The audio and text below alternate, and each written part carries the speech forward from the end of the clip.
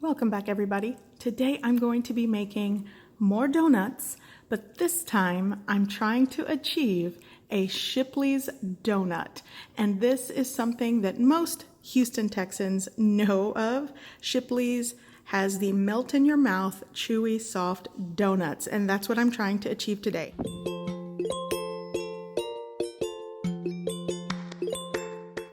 Here I have 2/3 cup of warm evaporated milk with a 1/4 teaspoon of sugar that I've mixed and dissolved. Now I'm going to add 1 1/4 teaspoon of dry active yeast, and I'm going to let that set here for about 7 to 10 minutes until it starts to foam and bubble on the top. Okay, now I'm going to put together my dry ingredients. So before I start, you guys always ask me where I get these bowls. I get them from my local Korean grocery store, and let's see here. I'm gonna zoom in on this here. It's made in Korea. From what I understand, these are rice mixing bowls, and I find them really convenient when I'm putting dry ingredients together or making doughs. So there you go, that's where I purchased them, from H Mart. And I'm sure you can find these in other Asian grocery stores, but specifically I found these at H Mart. For my dry ingredients, I am going to add 1 2/3 cup of all-purpose flour and 1/3 cup of potato flour. You can use all-purpose flour and just skip out on the potato flour, but this is what I like to use. I'm going to sift this to get any lumps out.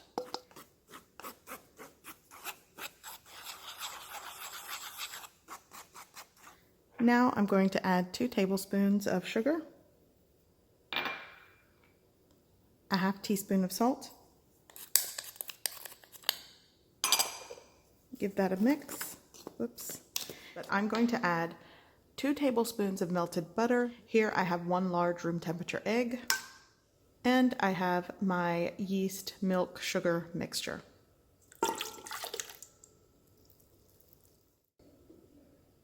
I'm going to give that a mix. Now I'm going to add my flour, and I'm going to just add it all together.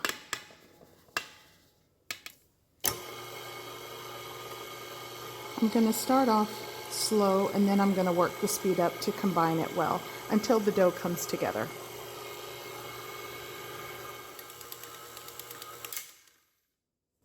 I'm going to scrape down the sides, and pretty much the dough is sort of mixed together. So now I'm going to let this continue mixing and kneading for about 5 minutes.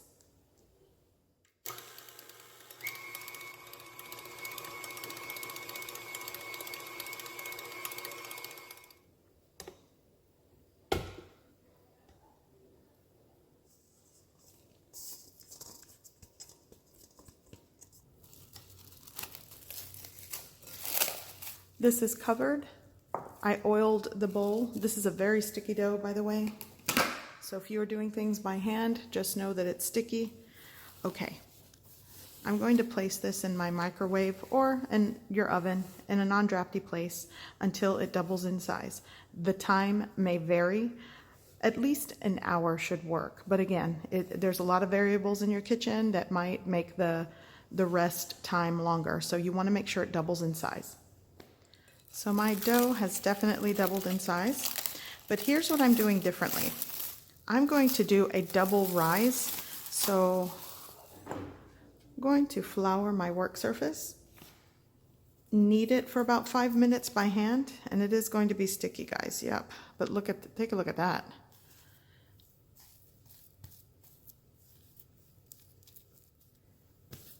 I'm going to press out the dough here.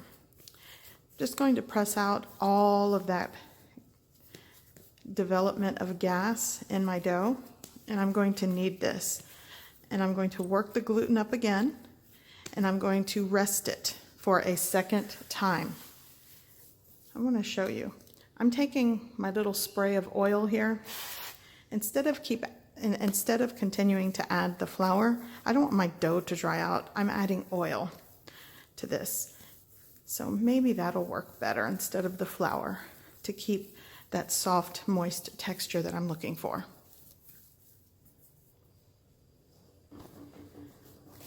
for at least an hour or until it doubles in size again. Okay, so my dough has definitely doubled in size again. Perfect. Take a look at that. So I'm going to turn it out onto a floured work surface. Wow. This is why you oil the bowl, because it is a sticky tacky dough. So I'm only going to use half of the dough. The other half I am going to use in another recipe, and I'll be posting that video at some point. I'm going to roll this out to about a 1/2 inch thick. Now I'm using the top of a plastic water bottle. If you have a donut cutter, that works great.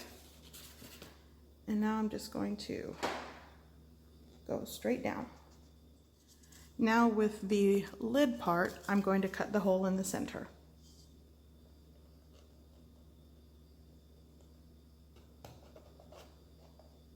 And I have to press really hard because it is plastic. It's not really sharp on that end. Now I'm going to place my donuts, and I can already tell this dough is definitely probably going to yield the type of donut that I want. I'm going to place this on a baking sheet lined with parchment paper. Okay, so here's what I got out of half of that dough.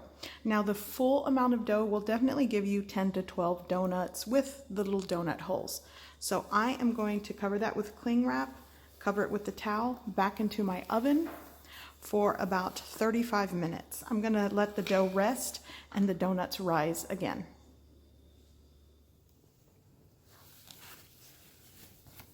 Okay, so my donuts have rested and have risen, so they are ready to start frying. So for the glaze, I'm using half the amount because I'm only using half the dough. Here I have a 1/2 cup of confectioner sugar. I'm going to run it through a fine wire mesh strainer. This will just get the lumps and clumps out.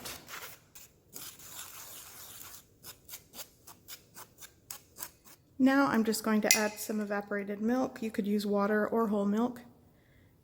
I'll start with, I'm also going to add a small splash of vanilla extract and start mixing. And you'll want to add the liquid little by little until you reach the consistency you're looking for in your glaze. And I actually think this will be perfect.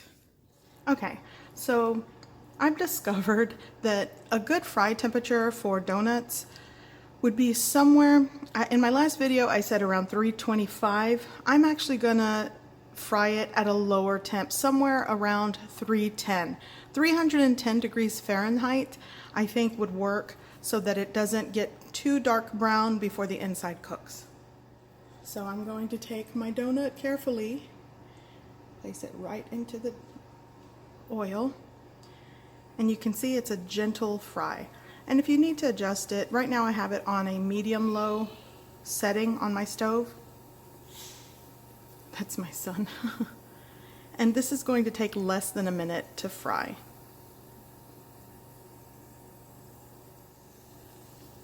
I'm going to flip it over.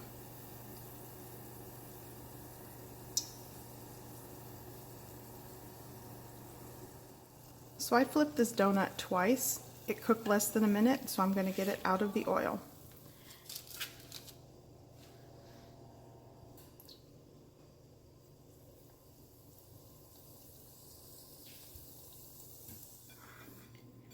So the glaze, I'm going to do both sides. And Shipley's donuts are glazed on both sides. They're entirely covered in glaze, so that's how I'm going to do them. So here is my donut. And I did end up making more glaze, and I let them set after glazing them the first time, and then I put them through a glaze again to give it that Shipley's crackled look to the glaze. But this is definitely how I remember Shipley's donuts. And be on the lookout for a kolache's recipe. I hope you give this recipe a try. I hope you like it, and thanks for watching.